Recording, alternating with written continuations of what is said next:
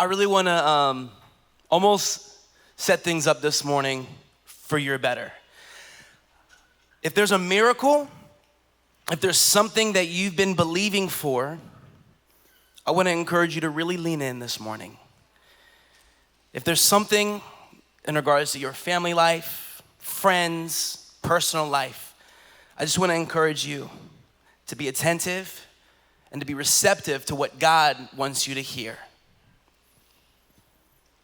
Have you ever heard the phrase, I won't believe it until I see it?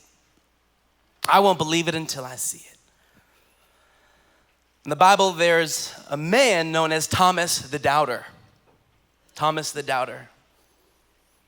You see, when Jesus himself was crucified and rose from the dead, the disciples came and told Thomas that the Lord had returned. They were excited. They're like, Thomas, Jesus is back. He came up from the grave. He's here. The Lord has returned.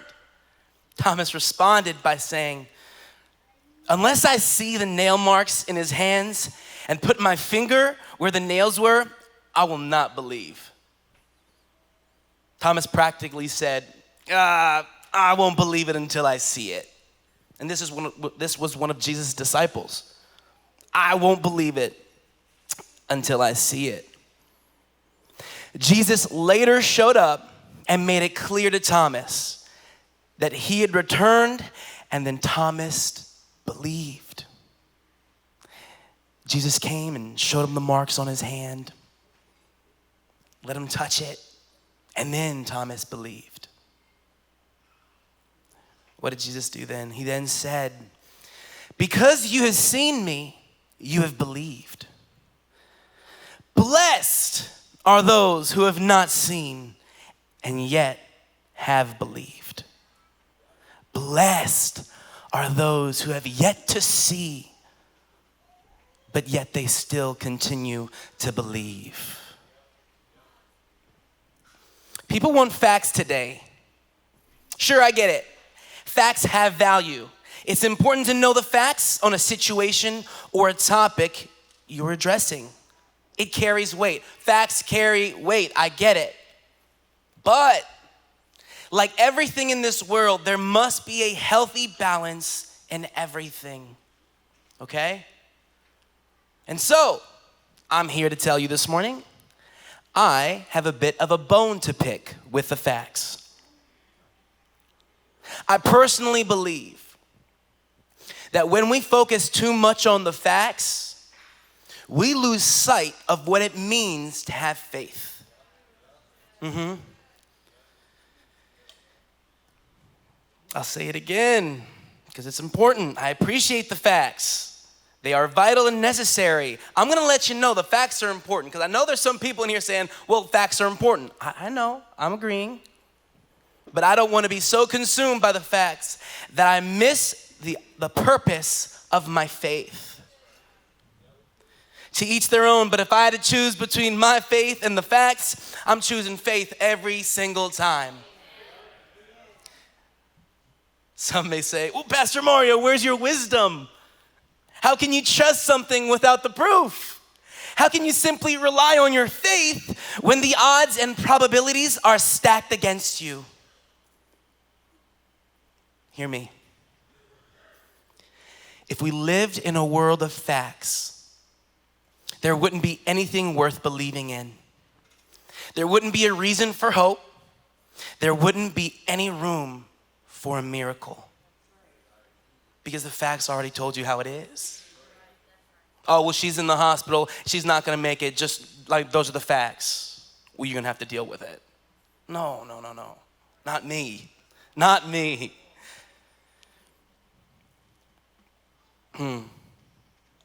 Hear me when I say that God created his people to believe.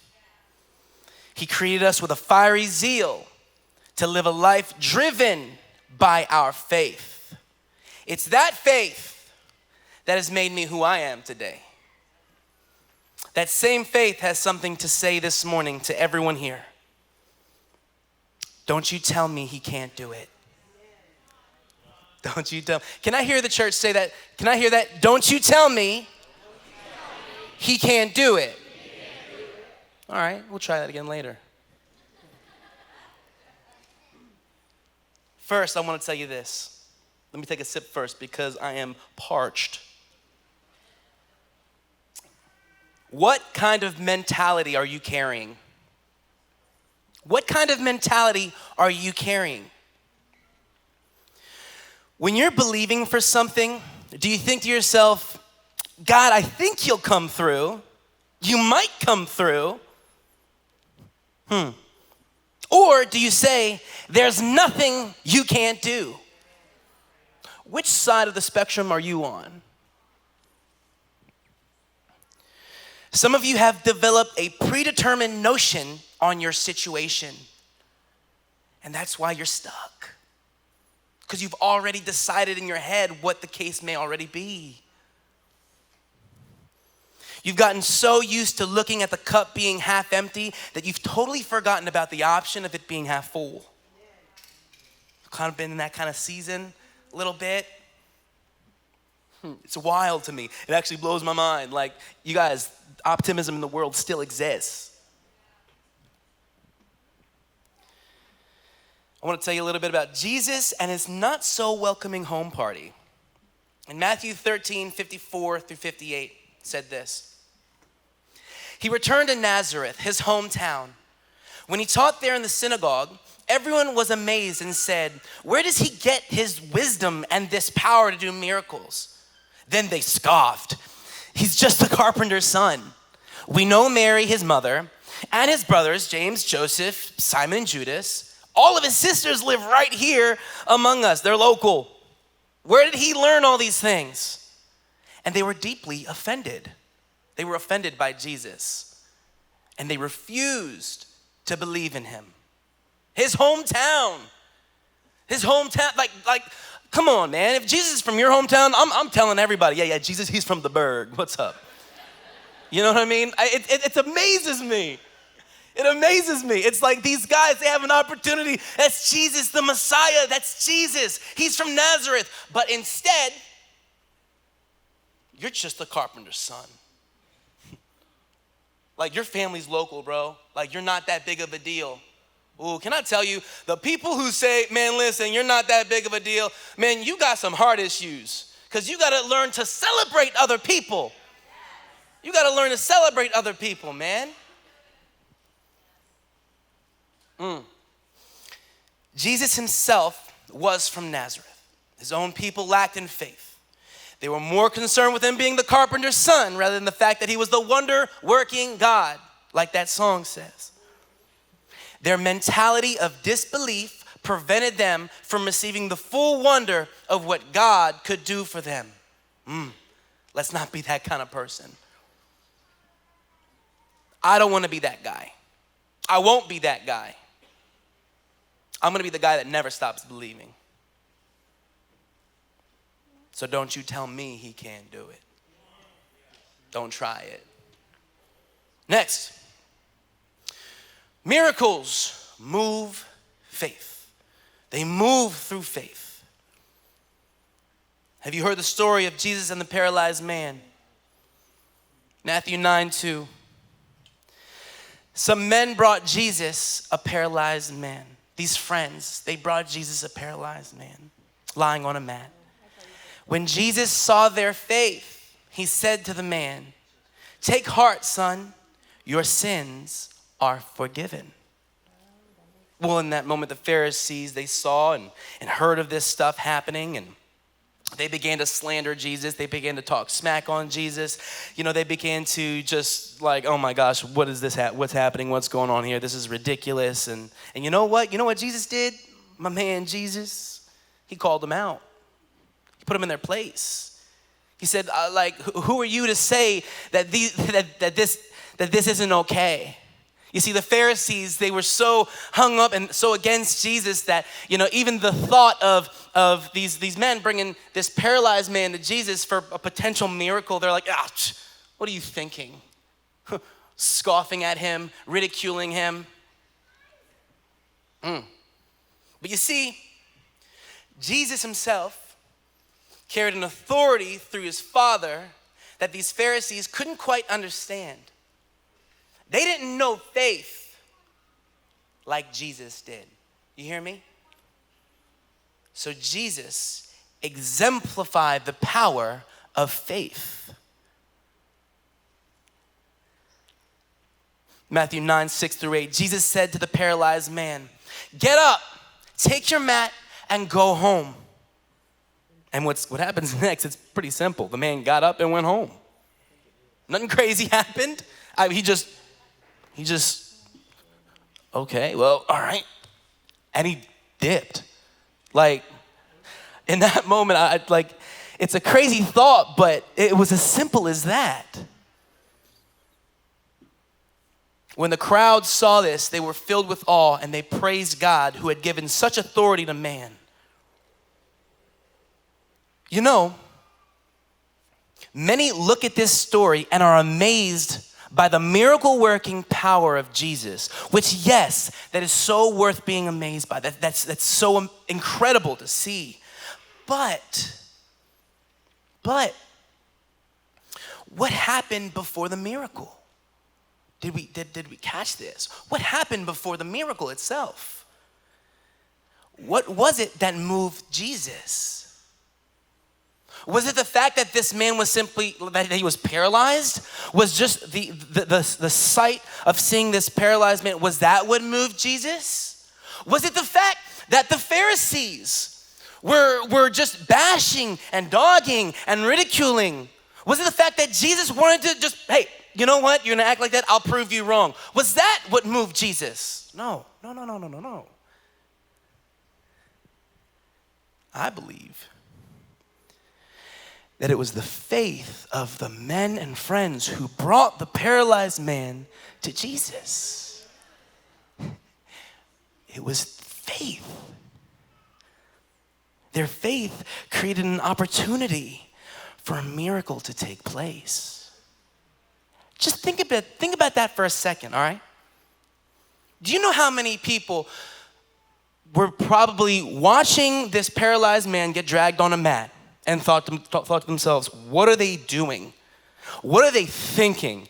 Picture that. Imagine like you're driving downtown Martinsburg and you see somebody dragging a man on a paralyzed mat, right? Right?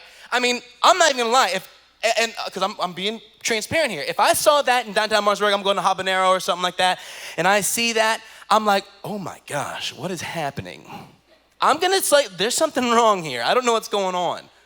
Hey, I'll be there to say that. I'd be totally confused. But think of it from this perspective. The faith that they had. What do you think those guys, those friends are saying about their friend that they're dragging on the mat? As people are staring, watching, Pharisees are saying, what are you doing? This is stupid. What are you thinking? You're crazy. This Jesus can't do anything. But you know what? No. Those friends that were believing for that miracle, I can just see what they're saying. Nope, don't tell me he can't do it. Don't you tell me, don't you even think about, don't tell me he can't do it, because I know he can. I know he can. So I'm gonna bring my friend over to Jesus and I'm gonna see my miracle from my friend. Don't you tell me he can't do it. They had a don't you tell me he can't do it mentality. So can I tell you that miracles move through faith? Miracles move through faith.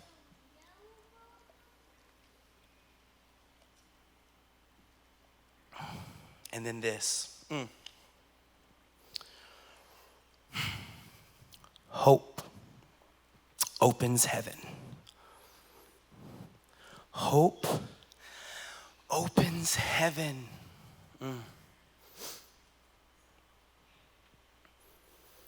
When we allow ourselves to have hope, we create an opportunity to experience an open heaven.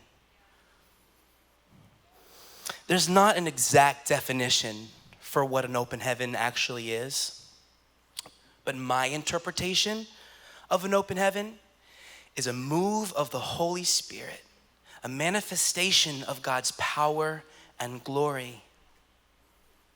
That is what an open heaven is to me. I would also say that an open heaven is at its purest and most powerful form when God's people believe and hope together with collective hearts. Matthew 18:20 tells us that where two or more are gathered, God is right there at the center. Unified hope is one of God's greatest weapons for his people. Unified hope. I've personally seen God do the miraculous through unified hope. I have. I've experienced the power and glory of what an open heaven can do. You know, Emily being sick was one of the most difficult things that I've ever dealt with in my life. And I know like I wasn't the one that was like in that bed, and I wasn't the one that went through radiation and went through chemotherapy, but you better believe whose hand she was holding through that whole situation. Her mother's. No, and mine. But it was seriously one of the most difficult times, and I had incredible men in this church come up to me on multiple occasions just encouraging me, saying, hey, listen, how are you doing? How are you doing? And I, you know, if you know me, I'm a pretty optimistic in person. I'm fine. But I had to learn to say, you know what, I'm actually not doing so great. But for those of you who aren't super familiar with Emily's story, and really our family story, you know, she picked, shortly after graduating from Bible college, she started to get sick and stuff was taking place, and she had a tumor. We had multiple things trying to find out what's going on, what's happening, and she had a brain tumor on her pituitary gland. And the pituitary gland is such an important hormonal gland and part of the body that kind of affects all the hormones in one's body. And so she was sick and it was scary, and she had brain surgery, and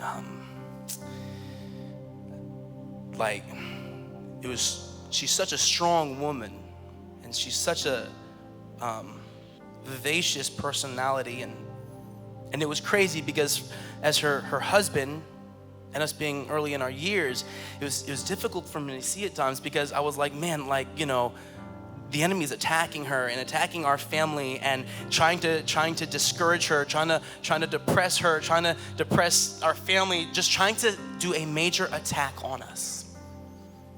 And it was hard. And we were at Johns Hopkins a lot, and it was just one of the most difficult seasons. And it wasn't just a drive-by. I mean, it took a while. It was a process. There were multiple times in the hospital. I remember one specific time where I just had to go to the visitors lounge, and I just laid on the couch by myself and I just cried. And I don't like to cry, and I'm an ugly crier because I fight it. Anybody else, he wants to fight crying and you just make it worse. But that was hard, so difficult. But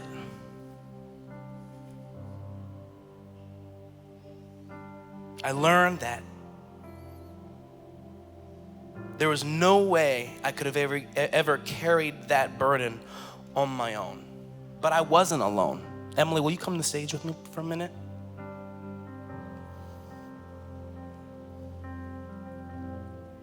And I wasn't alone. And she wasn't alone. And of course we had each other, but see, there was something else. You know, I said that the point was hope opens heaven, right? Can I tell you this? We weren't alone, because hope was rising from my family. Hope was rising from my church. Hope was rising from our friends. Hope was rising from the tri-state area. Hope was rising from across the country, from DC to Seattle to Florida to Virginia Beach.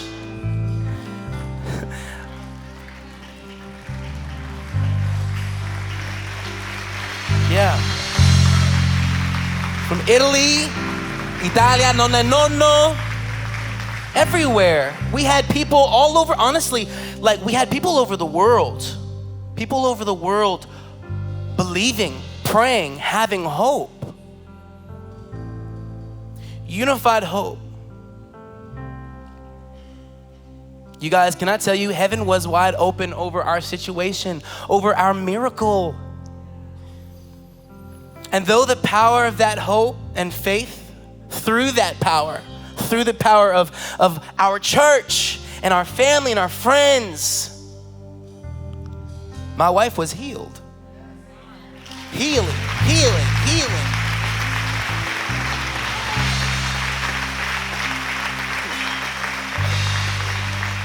So don't you tell me he can't do it.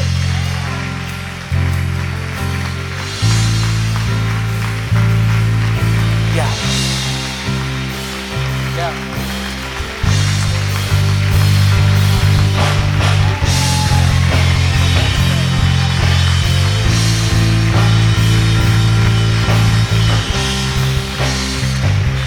Can I tell you, stay standing with me for a minute.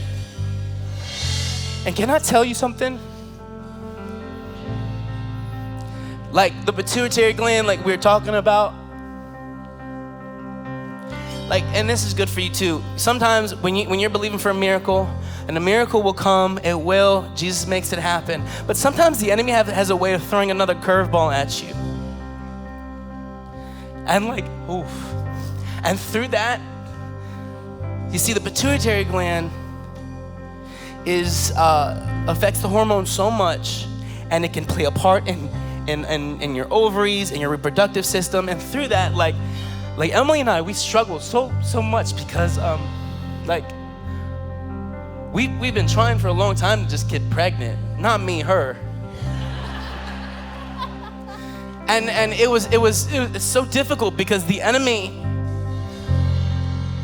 Since I was a little kid, I just knew, I don't know what I'm gonna be great at, but I know one thing I'll be great at. I'll be a great dad. And knowing that was a problem, and knowing that because of that brain tumor that was on her pituitary gland, like that wasn't, it was scary because I began to think it's not in the cards for us, and that's okay. And that kind of thing can have an impact on a woman. And I know that through that pain and the struggle of trying to get pregnant was hard. And she was sad a lot, and I was trying to be optimistic. And so we knew we needed friends and family to believe in faith for us. We needed unified hope to just believe, man, one day, Emily, you're gonna get pregnant. One day we're gonna have a baby. He's gonna be a stud, and if she's a girl, she's gonna be awesome. But we were believing for that, and we knew, like, God, one way or the other, like, it's gonna happen. Can I tell you? Don't tell me he can't do it, because my wife is pregnant. So don't tell me that he can't do it. I'll tell you right now, because he can.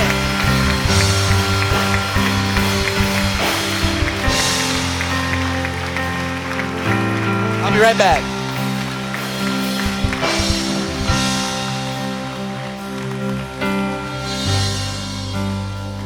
You know, Emily and I, we had some conversations about this decision to how are we gonna let people know? How do we wanna do it? Everybody gets creative and they like to do fun things. But we felt it on our heart. The journey that we had been through and had experienced. God, we want our miracle. Because see, the thing about it, it's not about that announcement. You better believe I'm excited. That's the best thing for me this morning. Like, I'm so excited for that. But you have to understand this. There's purpose behind that announcement right now. And it's not just to let our family know. It's not just to let the church family know. That's not what that's about. You understand me? Are you following me? You see where this is going?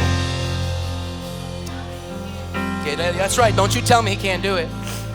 But see, It takes a lot of faith, it takes a lot of heart, and it takes boldness and authority. The reason why we wanted to share that in our church on Sunday morning is for you, because we want to proclaim victory over your life. We want to believe for your miracle.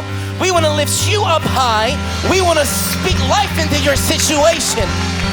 We want our miracle to mean something for you.